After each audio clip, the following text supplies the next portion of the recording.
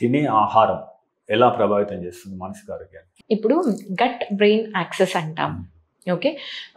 గట్లో కొన్ని మైక్రోబయాటా అంటే అక్కడ కొన్ని మైక్రో ఆర్గానిజమ్స్ ఉంటాయన్నమాట. అవి మన బ్రెయిన్ని ఎఫెక్ట్ చేయగలవు. అంటే మనము గట్ ఫీలింగ్ అని అంటాము. అది ఉట్టిగా అనడం కాదు, అది వాస్తవం. అది ఏమి అని అంటే ఇప్పుడు రీసెర్చ్లో ADHD పిల్లలు, ఆటిజం పిల్లలు, స్కిజోఫ్రీనియా, బైపోలార్ ఇలాగా అన్ని దాంట్లలో కూడా people are trying to understand అసలు ఏమవుతుంది. ఎప్పుడు బ్రెయిన్లో ఒకటే మనం పోయి కెమికల్స్ చేంజ్ చేయొచ్చా, లేకుంటే ఈ గట్ నుంచి ఆ బ్రెయిన్ సిగ్నల్స్ చేంజెస్ వలన హ్యాపీ కెమికల్స్ అక్కడ కూడా అలాగా మ్యానిపులేట్ చేసేకి అవుతుందా అనేసి ఇప్పుడు రీసెర్చ్ ఇక్కడ గట్ మీద కూడా జరగడం అనేది జరుగుతుంది. ప్రోబయాటిక్స్ అంటాం. ఓకే.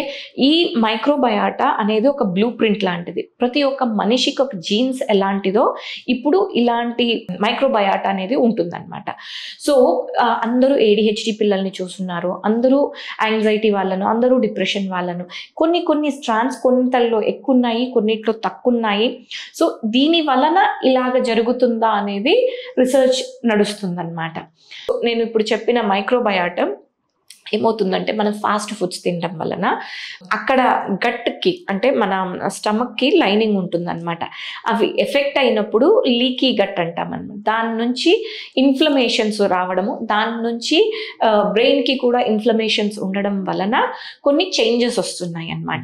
సో ఈ చేంజెస్ వలన ఈ డిప్రెషన్ అనేది ఈ పర్సన్లో వస్తుందా, ఈ చేంజెస్ వలన యాంగ్జైటీ అనేది ఎక్కువ అవుతుందా అనే అవగాహనకి రీసెర్చ్లో జరుగుతూ ఉందన్నమాట. ఒకంత వరకు they are able to find out ఏవి ఇబ్బంది పడుతున్నాయి, ఏవి తక్కువ ఉన్నాయి.